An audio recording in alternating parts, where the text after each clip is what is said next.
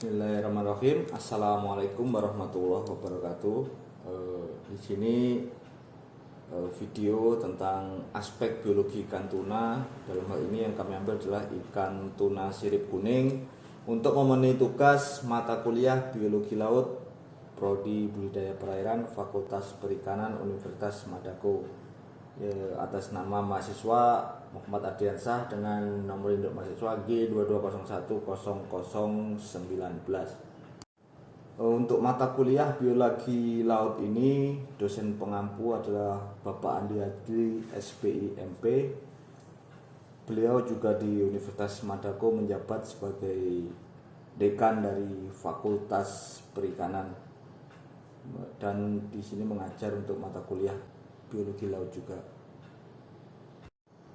Ada beberapa alasan kenapa kami memilih judul atau memilih bab tentang ikan tuna, yaitu data yang menyebutkan total komoditi ikan tuna loin segar dari Kabupaten Toli-Toli pada tahun 2021 sampai 2022 yang dilalu lintaskan melalui BKIPM Palu, dalam hal ini wilayah kerja karantina ikan di Toli-Toli, mencapai 152,8 ton dengan nilai tidak kurang dari 10.698.240.000. Hal ini melatar belakangi kenapa kami memilih judul ini, karena kami menganggap ikan tuna ternyata sebagai suatu potensi yang besar, dan ini ada di kabupaten kita tercinta, yaitu Kabupaten Toli-Toli.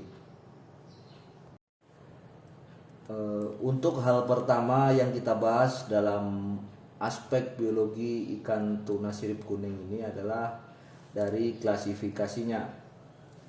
Menurut Collett dan Newman tahun 1983, ikan tuna masuk dalam kingdom Animalia, kemudian phylum Chordata, subphylum Vertebrata Tunus, kelas Teleostei, subkelas Actinopterygii, ordo Perciformes, genus Tunus, kemudian spesiesnya Tunus albacor.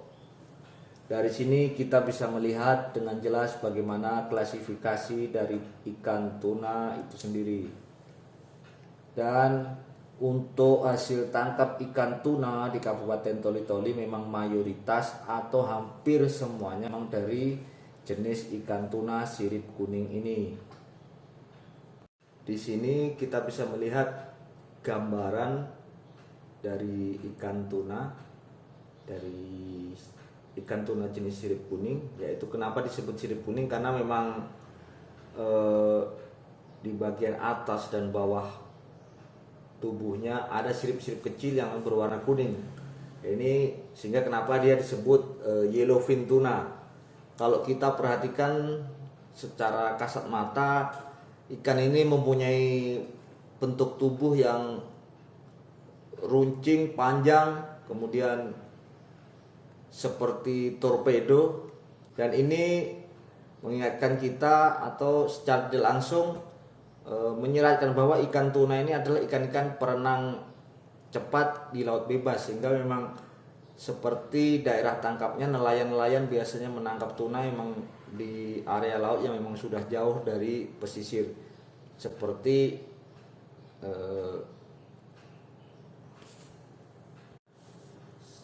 memang lautan atau tempat yang cocok sebagai habitat dari ikan tuna sirip kuning itu sendiri.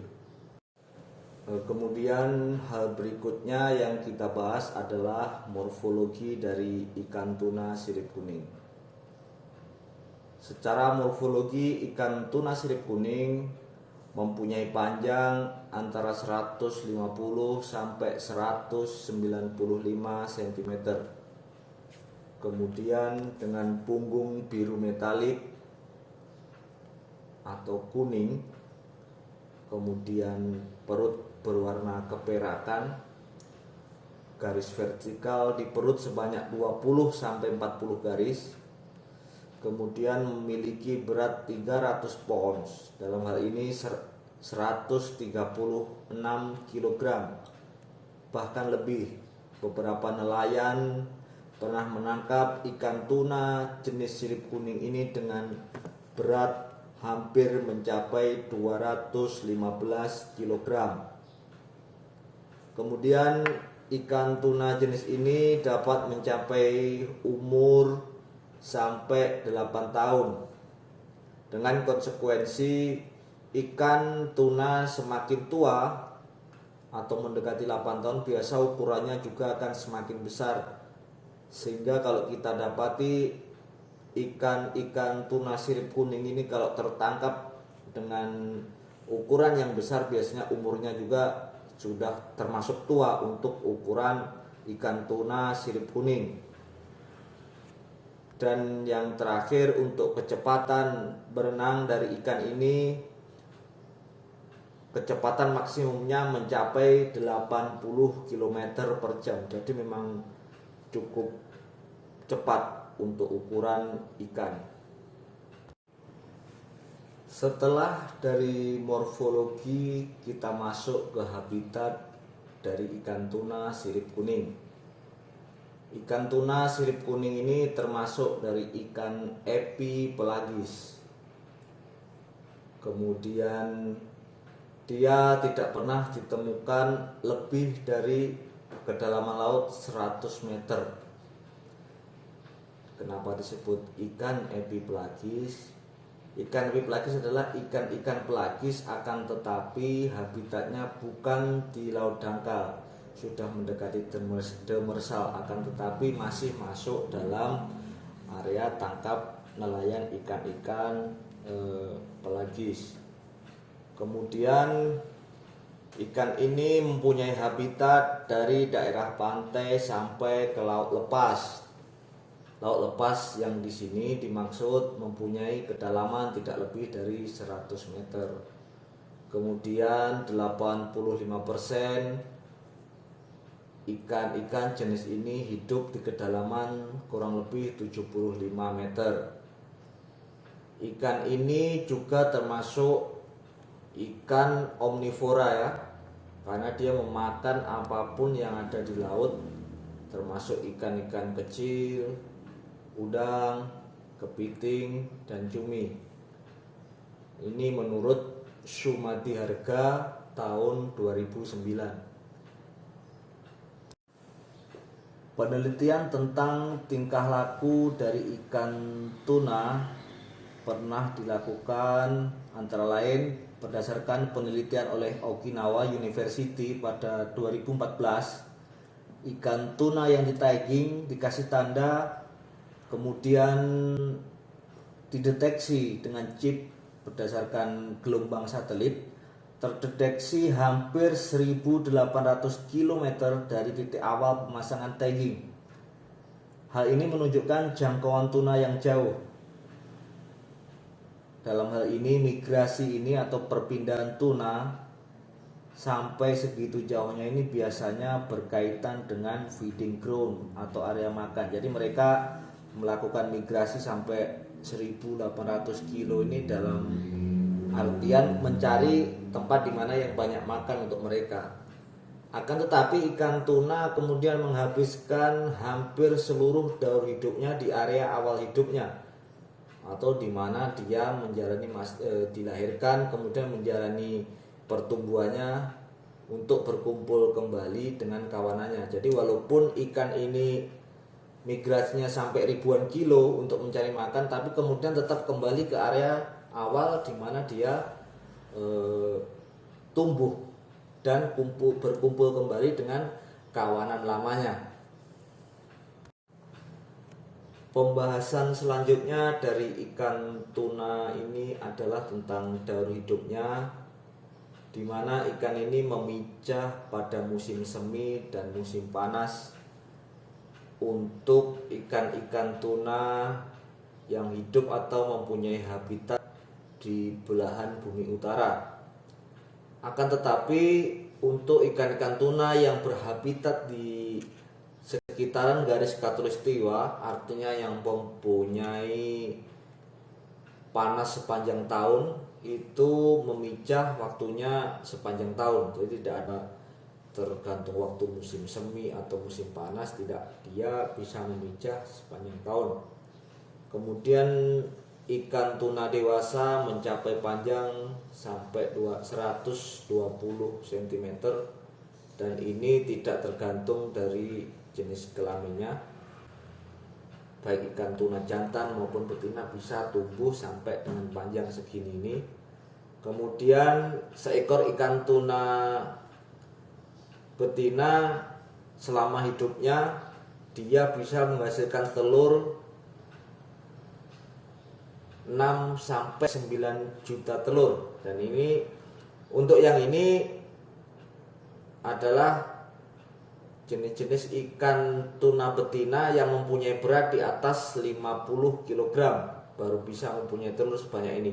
Akan tetapi dari jumlah telur yang dihasilkan tidak semuanya nanti akan artinya bisa menetas dan menjadi ikan. Biasanya yang menetas dan kemudian bisa menjadi ikan dan tumbuh menjadi dewasa tidak lebih dari 60 sampai 70% dari telur yang dihasilkan. Kemudian untuk suhu pemijahan yaitu 20 derajat Celcius yang optimal. Ini menurut Cole dan tahun 1980. Ini sesuai dengan hal yang di atas tadi. Kenapa kalau di belahan bumi utara mereka bisa memijah hanya di musim semi dan musim panas, karena di dua musim itu suhunya bisa mencapai 20 derajat. Sedangkan di Khatulistiwa karena dia mendapatkan panas sepanjang tahun, untuk mendapatkan suhu ini bisa sepanjang tahun, jadi tidak perlu menunggu musim semi ataupun musim panas. Setelah dari daur hidup ikan tuna, kita masuk ke pemanfaatan tuna sirip kuning, di mana di sini kami akan membagi pemanfaatan ikan tuna ini ke dalam dua pemanfaatan, yaitu pemanfaatan secara komersial dan pemanfaatan secara non komersial. Secara komersial, ikan tuna mempunyai dua peran, yaitu konsumsi. Jadi karena mempunyai nilai gizi yang tinggi, ikan tuna menjadi sumber konsumsi ikan yang sangat digemari atau sangat dicari oleh masyarakat. Dalam hal ini terutama negara-negara maju mereka sangat menjadi konsumen yang membutuhkan ikan tuna ini dalam jumlah tinggi setiap tahunnya, karena mereka tahu bahwa ikan ini mempunyai nilai gizi yang tinggi. Kemudian dari segi ekonomi, seperti di slide awal tadi, bahkan dari Kabupaten Toli-Toli saja dalam satu tahun nilai ikan tuna lainnya itu bisa sampai 10 miliar lebih, dan itu menjadi suatu potensi ekonomi yang besar. Kemudian untuk pemanfaatan ikan tuna ini dari segi non komersialnya, ikan tuna ini memiliki peranan penting dalam rantai makanan, karena ikan ini suka bermigrasi secara kelompok. Kemudian ikan ini digunakan oleh pemangsa lain untuk mendapatkan makanan dan bertahan hidup. Yang pasti yang dimanfaatkan oleh pemangsa lain adalah mungkin ketika dalam bermigrasi itu ada ikan-ikan tuna yang masih kecil, itu menjadi makanan dari pemangsa lain yang ada di lautan.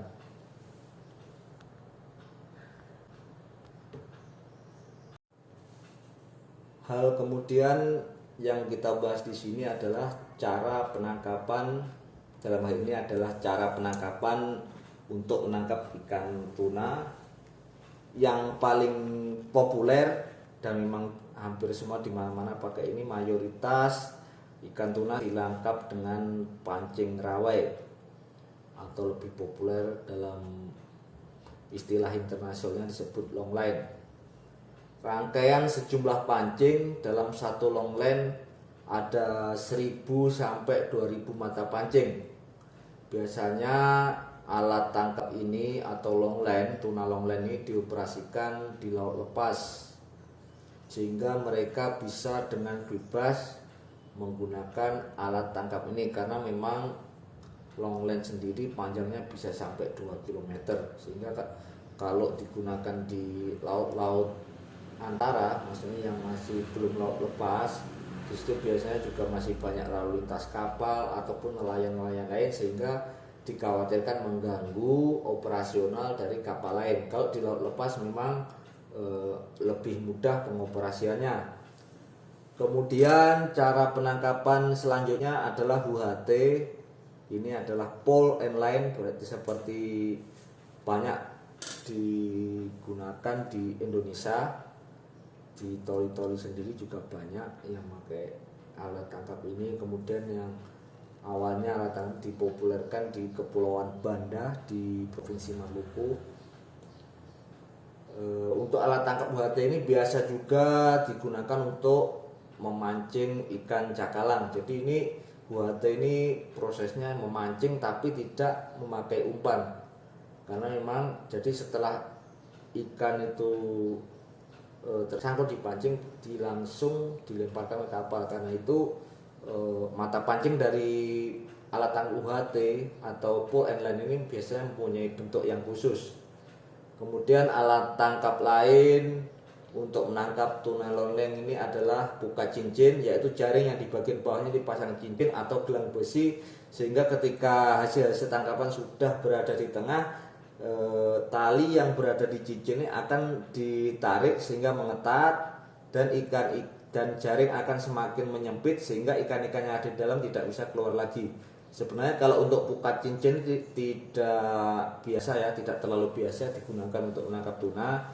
Cuma kemungkinan ketika menangkap ikan-ikan yang ukurannya lebih kecil dengan buka cincin, ada kemungkinan tuna-tuna yang ikut tertangkap, sehingga masuk juga dalam hasil tangkapan dari nelayan yang menggunakan buka cincin. Demikian yang bisa kami sampaikan mengenai aspek-aspek biologi dari ikan tuna, yang dalam hal ini ikan tuna sirip kuning atau yellowfin tuna. Ada kurang lebihnya, kami mohon maaf yang sebesar-besarnya, dan semoga apa yang kami sampaikan ini dapat bermanfaat bagi yang sempat melihatnya, dan semoga perikanan di Indonesia semakin lestari dan semakin maju. Terkhusus juga potensi perikanan di Kabupaten Toli-Toli semoga kedepannya termanfaatkan dengan maksimal dan dapat menghadirkan kesejahteraan yang lebih besar kepada nelayan di Kabupaten Toli-Toli. Wabillahi taufiq wal hidayah. Wassalamualaikum warahmatullahi wabarakatuh.